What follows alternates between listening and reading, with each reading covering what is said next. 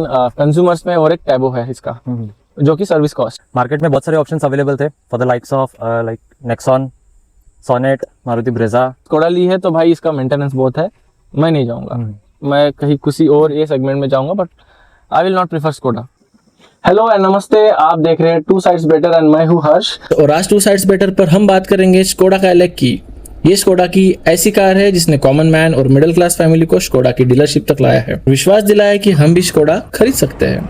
हमारे साथ है पवन, जिन्होंने इस काइलैक सिग्नेचर प्लस को पिछले 1 साल और 10,000 किलोमीटर तक हर एक कंडीशन में टेस्ट किया है। इसका असली सिटी माइलेज, सर्विस का सच और क्या यही सच में एक सॉलिड ड्राइवर्स कार है।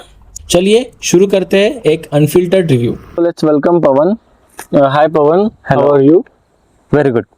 या सो हम आपके बारे में जानना चाहेंगे और ऑफ कोर्स कार के बारे में, कार का वेरिएंट एंड ऑल डिटेल्स जो भी आप दे सकते माई सेल्फ पवन वाघमारे। मैं एक्चुअली नागपुर में रहता हूँ, बट मैं पुणे की कंपनी में as a client success manager work कर रहा हूँ। ये गाड़ी Skoda Kylaq signature plus variant है। इसको मैंने 1 साल पहले खरीदा था, अप्रैल 2025 में। ओके। और इसको मैं लगभग 9 से 10,000 किलोमीटर तक अभी अप्रॉक्स रन कर लिया है मैंने। और ये मैनुअल ट्रांसमिशन वाली गाड़ी है। वाई काइलैक क्यों चूज किया आपने? वेल ये बहुत फेमस एंड बहुत कॉमन क्वेश्चन है with regards to Kylaq. Market में बहुत सारे ऑप्शंस अवेलेबल थे for the likes of like Nexon, Sonet, Maruti Brezza and other सब 4 मीटर कार्स एज वेल। और बहुत अच्छी गाड़ी है। महिंद्रा 3XO भी है। मैंने बहुत सारी गाड़ियों के टेस्ट ड्राइव्स भी लिए। So for not choosing Brezza was like मेरे घर में ऑलरेडी एक मारुति सुजुकी की गाड़ी है, so I do not wanted to go again with Maruti Brezza.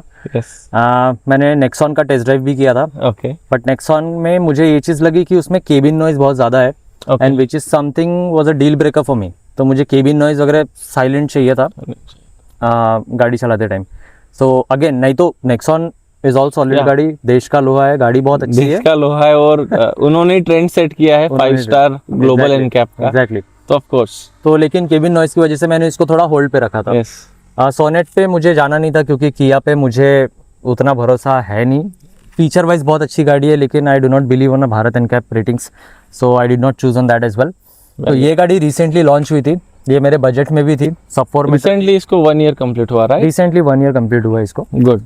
तो और इसमें सारी चीज़ें थी जो मुझे एक्चुअली प्रैक्टिकली चाहिए थे गाड़ी चलाते टाइम और पर्सनल ड्राइविंग के लिए। तो that is the reason why I choose Kylaq. I would like to ask one more question about the choice. Nowadays everybody is behind top end. मुझे टॉप एंड लेना है बिकॉज टॉप एंड का अलग एक stance है। Of course I do believe उसका alloy wheel बहुत ही attractive है एंड कुछ फीचर्स है जो अट्रैक्ट करते हैं, जैसे कि वेंटिलेटेड सीट्स है एंड इलेक्ट्रिकल एडजस्टेबल सीट्स है, कुछ फ्लैशी इंफोटेनमेंट है factory fitted. But you choose for signature plus which is second variant and ये आपको क्यों लगता है value for money and practical choice थी? राइट। तो देखो बेसिकली मुझे फीचर्स के पीछे नहीं भागना था। आई नो कि इसके सारे वेरिएंट्स बहुत अच्छे हैं और बहुत मतलब यूनिक वे में अपने हिसाब से फीचर्स प्रेजेंट करते हैं। So I tell you from the start कि why I did not choose classic which was still under my budget. तो क्लासिक इसलिए चूज नहीं किया क्योंकि वो बहुत ज़्यादा बेसिक है। ऑफ कोर्स बेस मॉडल है, बट उसमें फिर भी फीचर्स बहुत ही ज़्यादा बेसिक है। फर्स्ट थिंग इज उसमें अलॉय व्हील्स नहीं है। ऑफ कोर्स उसमें इंफोटेनमेंट सिस्टम नहीं दिया हुआ है। थोड़ा तो भी चाहिए था उसमें। तो I did not want to go that basic, but at the same time I did not want to go to the top as well, क्योंकि उसमें भी थोड़े ऐसे फीचर्स ऐसे हैं कि जो मुझे थोड़ा अननेसेसरी लगते हैं। Like for example sunroof. अब मैं रहता हूँ सेंट्रल पार्ट ऑफ इंडिया जहाँ पे बहुत ज़्यादा गर्मी वगैरह पड़ती है, तो मुझे सनरूफ की उतनी ज़्यादा यूजलेस फीचर भी नहीं। यस। सेकंड उसमें इलेक्ट्रिकली एडजस्टेबल सीट्स थे। Still that is not a panoramic, तो उतना भी कुछ एयरी फीलिंग आएगा ऐसा कुछ होने वाला नहीं है। ऐसा था ही नहीं। बहुत बेसिक छोटा सा सनरूफ है, that doesn't make any sense. वो अननेसेसरी फीचर लगा है। सेकेंडली इलेक्ट्रिकली एडजस्टेबल सीट्स जिसकी मुझे उतनी ज़्यादा ज़रूरत नहीं थी। और थर्ड जो उसमें हाई एंड का एक इंफोटेनमेंट सिस्टम दिया हुआ है which I can of course put after market as well. तो उसमें मुझे अननेसेसरी पैसा डालना नहीं था, जो कि अनवांटेडली मेरा बजट भी बढ़ा रहा था। इसमें और एक क्वेश्चन, टू बी ऑनेस्ट मैंने ऑब्जर्व किया है स्कोडा की back reverse camera quality still not better up to the market. And since आपने एक इंफोटेनमेंट आफ्टर मार्केट फिट किया है, तो उसका ओवरऑल आपको क्या डिफरेंस, क्योंकि you tried Prestige right, right. तो आपने ये कैमरा क्वालिटी एंड वो कैमरा क्वालिटी में मुझे ऑनेस्टली बहुत ज़्यादा फ़र्क लगा है जब मैंने ये गाड़ी का आफ्टर मार्केट कैमरा टेस्ट किया, काफ़ी बेटर है। राइट, नहीं ये बहुत वैलिड पॉइंट है। इसका बैक कैमरा का थोड़ा सा इशू था, थोड़ा ब्लरीनेस आता था उसमें जो कंपनी फिटेड था। कंपनी और एनी विच वेज मैंने सिग्नेचर चूज किया, मुझे इंफोटेनमेंट सिस्टम आफ्टर मार्केट लगवाना ही था, तो मैंने बैक कैमरा भी आफ्टर मार्केट ही लगवाया which was of high quality. Blaupunkt का मैंने इंफोटेनमेंट सिस्टम लगवाया और सेम कंपनी का मैंने बैक कैमरा। एक बार आप बता देंगे क्या प्राइस था इसका?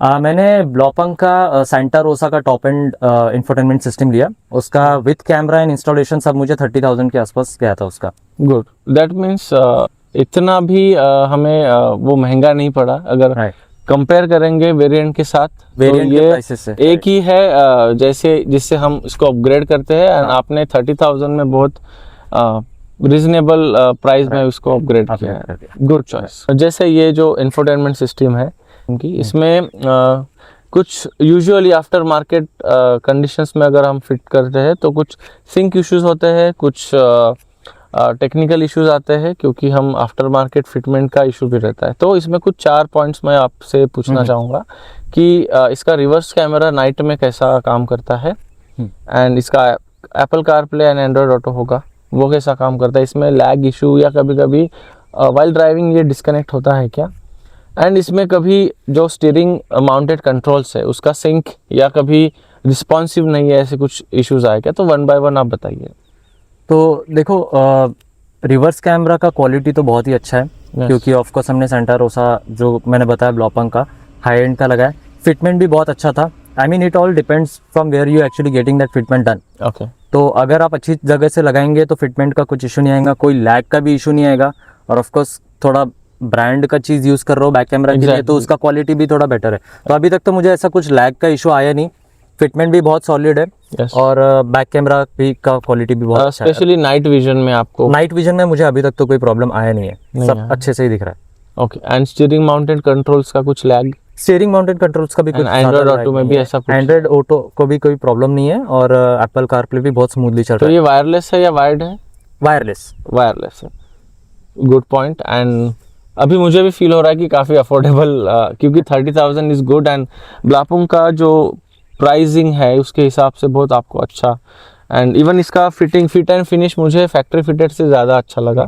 जो काइलैक का सिग्नेचर में मे बी 7 इंचेस का आता है, जो कि थोड़ा सा इंफीरियर फील होता है, exactly, but now it is looking very premium and very finished look. Correct, या गुड। मुझे ये भी पूछना था कि जैसे हम ड्राइविंग एक्सपीरियंस की बात की थी, तो सिटी ड्राइव में आपको टायरिंग फील होता है जैसे आप सिटी की ट्रैफिक में ड्राइव कर रहे हो या फिर कैजुअली ड्राइव कर रहे हो, तो आपको ये ओवरऑल एक्सपीरियंस सिटी का टायरिंग फील होता है ये गाड़ी में? देखिए हाईवे पे तो गाड़ी बहुत ज़्यादा स्मूथ है, और इसका केबिन एक्सपोजर भी बहुत अच्छा है, तो अंदर से मतलब गाड़ी चलाते टाइम ये उतना टायरिंग नहीं है। बट हाँ, जब भी सिटी में जाते हैं हम, बम्पर टू बम्पर ट्रैफिक रहता है तो थोड़ा सा टायरिंग फील होता है। Why one thing which I found out कि इसका क्लच ट्रैवल बहुत ज़्यादा है, डीप है, बहुत ज़्यादा एंगेजिंग है, तो उसकी वजह से कभी कभी बम्पर टू बम्पर ट्रैफिक अगर 1-2 घंटा कहीं फंस गए तो फिर थोड़ा सा टायरिंग फील होता है। बट अदरवाइज गाड़ी का बहुत अच्छा एक्सपीरियंस। टायरिंग हम बोल नहीं सकते, नहीं बोल सकते, बिकॉज ये आपका चॉइस था, मैनुअल ट्रांसमिशन सिलेक्ट करना था।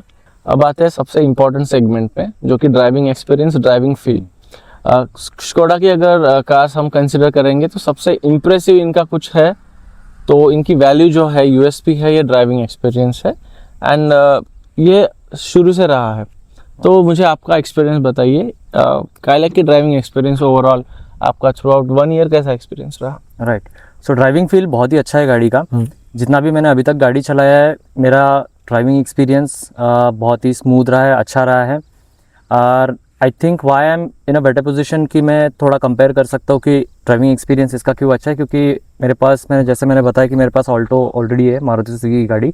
तो of course I am not comparing Maruti Suzuki to Skoda, but एक जो ड्राइविंग फील का comparison, that was a very good upgrade. हाँ, बहुत अच्छा अपग्रेड भी था। yes. तो जो ड्राइविंग फील उधर जो मिसिंग था वो यहाँ पे मिल रहा है, और बहुत ही अच्छा मिल रहा है। So I am able to compare कि what exactly how good driving can be. तो ड्राइविंग एक्सपीरियंस बहुत अच्छा रहा है। अच्छा रहा।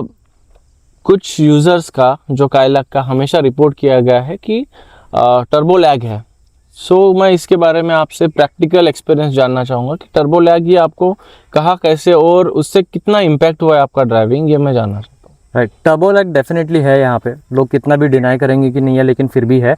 What I have experience so far is like ये गाड़ी का फर्स्ट गियर में तो उतना टर्बो लैग नहीं होता है क्योंकि हम जस्ट पिकअप कर रहे होते हैं, Right. बट जैसे सेकंड गियर थर्ड गियर में जाते हैं और आरपीएम इसका 1000 to 1500 रहता है, उसमें थोड़ा लैग फील होता है, बट जैसे ही 1500 1600 क्रॉस करती है टर्बो किक्स इन, यस, तो उसके बाद फिर कोई इशू नहीं आता और गाड़ी बहुत स्मूथली ऑफ चलती कोर्स वो डबल पावर हो गया है। Right right right. So other than that कभी कोई क्रूशियल मोमेंट पे आपको फील हुआ कि यहाँ पे मुझे थोड़ा सा अच्छा फीट में पावर होता तो बेटर फील होता? तो वही है कि इनिशियल आप जैसा बताया कि आपने इनिशियल जो आपका 1000 to 1500 आरपीएम पे आपको स्ट्रगल फील होता है, but Right. That is not that much critical, right? Right. एक चीज़ मुझे जैसे आपने हाईवे का एक्सपीरियंस बताया, आई एग्री टू दैट।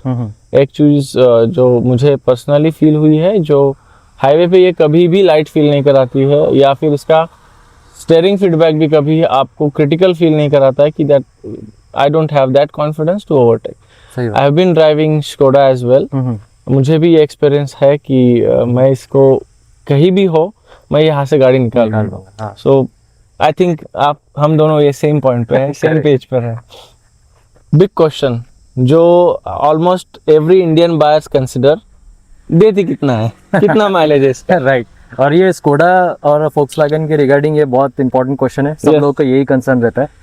तो हाँ, उतना नहीं देती जितना आप अगर मारुति सुजुकी के साथ कंपेयर करेंगे या फिर अदर कार से कंपेयर करेंगे। सॉरी टू इंटरप्ट, मैं बोलना चाहूँगा इसके ओनर्स मेरे कुछ फ्रेंड्स भी है हाँ. जो बोलते हैं कि नॉट एन एवरेज कार, वो एक थोड़ा सा सार्केस्टिक है कि एवरेज के लिए ये गाड़ी मत लेना। मतलब so yeah tell me the truth. Correct, ये एक वही वैलिड पॉइंट है जो हर किसी का, ये एक अजम्पशन है एक्चुअली स्कोडा Assumption. फोक्सवैगन के लिए। तो ये सिटी में जनरली 10 to 12 किलोमीटर तक मुझे दे देती है इजीली, एंड हाईवेज पे अगर मैं जाऊँ तो ये 16 to 18 हिट करती है आराम से, वेरी गुड। प्रोवाइडेड अगर आप बहुत इजीली और लाइट पेडल पे चला रहे हो। लाइट पेडल पे चला रहे हो। अगर आप एक्सीलेटर पे एकदम पंजा दबा के रखोगे तो ये ऑफ कोर्स एवरेज नहीं देगी आपको, इसको स्मूथली चलाना पड़ेगा, हिसाब से कामली चलाना पड़ेगा, तब आपको ये एवरेज निकाल के देगी। सो आपका हाईएस्ट क्या आपने टिक किया है माइलेज में? अगर आप सोच के गए हैं कि मैं आज इतना निकालता हूँ, तो I tell you fun story. एक बार मैं एकदम जोन में चला गया था कि मुझे थोड़ा डिसरप्ट करना था इसका जो एक मॉडम है कि ये गाड़ी एवरेज नहीं देती, so I just wanted to check. तो मैंने एक बार 100 kilometres 70 to 80% on highway and 20% in city, ऐसा मैंने एक ट्रिप किया था 100 किलोमीटर्स का, and surprisingly I got 19 kmpl। Good. मैंने उसका एक वीडियो भी ये निकाला, क्लिप हम ऐड करेंगे श्योरली, शेयर करूंगा। सो दैट जो भी एस्पायरिंग ओनर्स है उन्हें वो कॉन्फिडेंस देगी। At the same time we can not compromise driving feel and इसका ओवरऑल डायनामिक्स एंड जो भी कॉन्फिडेंस ये कार देती है।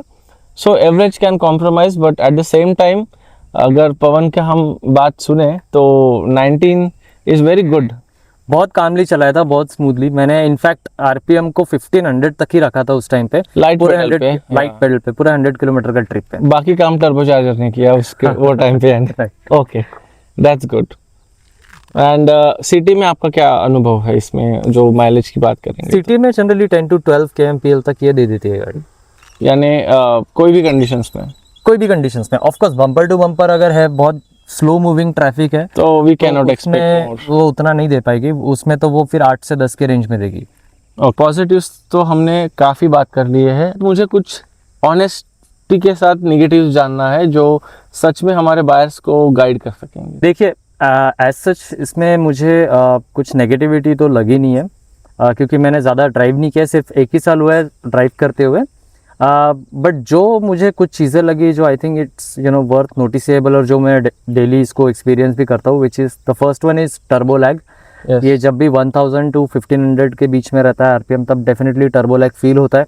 ये उतना क्लिम्सी गाड़ी जंप नहीं कर पाती फर्स्ट और सेकंड गियर में इतने आरपीएम में। ओके, सेकेंडली मुझे एक चीज़ लगी जो मैं बता सकता हूँ, इसका रेयर सीट एक्सपीरियंस। ये अगर 3 फुल ग्रोन एडल्ट अगर पीछे बैठे तो डेफिनेटली आपके शोल्डर्स टच होंगे। ये शॉर्ट ट्रिप्स के लिए तो ज़्यादा अच्छा हो जाता है, लेकिन जब भी लॉन्ग ट्रिप्स रहेंगी तब थोड़ा अनकंफर्टेबल हो जाता है, बट अगर 2 एडल्ट्स और 1 चाइल्ड है तो फिर कंफर्टेबली अपन लॉन्ग ड्राइव पे भी जा सकते हैं।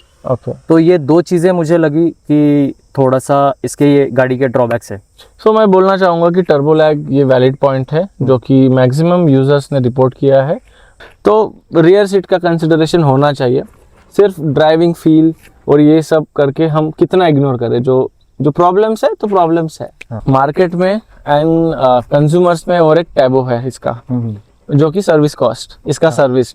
आपने स्कोडा ली है तो भाई इसका मेंटेनेंस बहुत है, मैं नहीं जाऊँगा, मैं कहीं किसी और ये सेगमेंट में जाऊँगा, but I will not prefer Skoda. तो ये आप ब्रेक करेंगे आपका, सिंस ये 1 ईयर इसका सर्विस हो गया है, इसका कॉस्टिंग, इसका आप अगर सर्विस वैल्यू पैक लिया है जो एसवीपी आता है वो।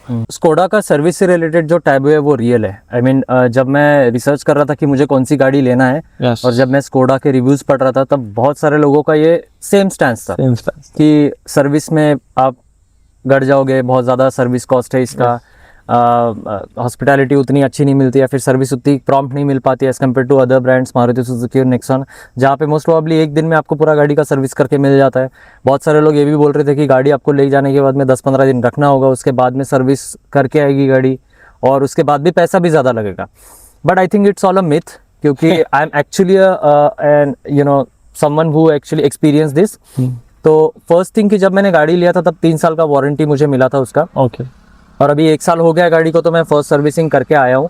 Service experience was really smooth, मुझे सेम डे गाड़ी मिल चुकी थी। सेकेंडली इसमें मुझे कुछ पैसा भी नहीं लगा था, सिर्फ अलाइनमेंट और बैलेंसिंग जो किया था उन्होंने, वॉशिंग किया था उसका कुछ 1000-1200 रुपये लगा था। Yes. बट उसके अलावा बाकी सारी चीज़ें मैं बताना चाहूँगा balance, wheel balancing and alignment का भी ये काफ़ी कम है compare to the market. Right. तो उतना ही चार्ज लगा था, अपार्ट फ्रॉम दैट फिर कोई चार्ज लगा नहीं था, तो service experience was good. Okay, and इसका वारंटी जो है आपका, आपने एक्सटेंडेबल लिया या उतना ही? नहीं, उतना ही जो स्टैंडर्ड मिला था 3 साल का उतना ही रखा है फिलहाल। तो देखेंगे, अभी तो 1 ही साल हुआ है, अगर 2 साल बाद मुझे, अगर दूसरे साल बाद या तीसरे साल में लगा कि एक्सटेंड करना चाहिए तो फिर मैं सोचूंगा उसके लिए, बट अभी फिलहाल ऐसा कुछ प्लान नहीं है। जैसे इनका एक्सपीरियंस है कि अग्रेसिव अगर आप ड्राइविंग करोगे तो of course it will cost more in terms of fuel, but अगर आप डिसिप्लिन ड्राइविंग करोगे लाइट पेडल पे, इसका जो टर्बोचार्ज इंजन है इसका अगर आप सही से इस्तेमाल करोगे, सही से यूज़ करोगे, तो it can give you 19 kmpl which is very good and impressive. Final verdict ये है कि अगर आप एक अच्छा ड्राइविंग फील चाहते हो, सॉलिड बिल्ड क्वालिटी चाहते हो एंड एक बेटर ड्राइविंग एक्सपीरियंस चाहते हो, तो आप ये गाड़ी के लिए ज़रूर जा सकते हो। एंड सबसे इम्पॉर्टेंट, आपको हर बार टॉप एंड लेने की ज़रूरत नहीं है, आप एक सेंसिबल चॉइस कर सकते हो जहाँ पे आपको एक बेटर इन्वेस्टमेंट के साथ अच्छा रिटर्न्स अगर चाहिए, ड्राइविंग रिटर्न्स चाहिए, तो आप एक सेंसिबल कंपेयर करके कि कौन सा वेरिएंट मुझे चाहिए, मुझे ज़रूरत है, एंड जो फीचर्स मुझे नहीं चाहिए वो नहीं लेना चाहिए। सो ये थी स्कोडा काइलैक जो सिग्नेचर प्लस वेरिएंट था, प्रेस्टीज नहीं है ये। तो आपसे बात करके काफ़ी अच्छा लगा, एंड जो हम व्यूअर्स को दिखाना चाह रहे थे कि रियल लाइफ में क्या है स्कोडा काइलैक, जो कि सेगमेंट में काफ़ी अच्छा सेल्स है और स्कोडा को रिवाइव किया है काइलैक ने।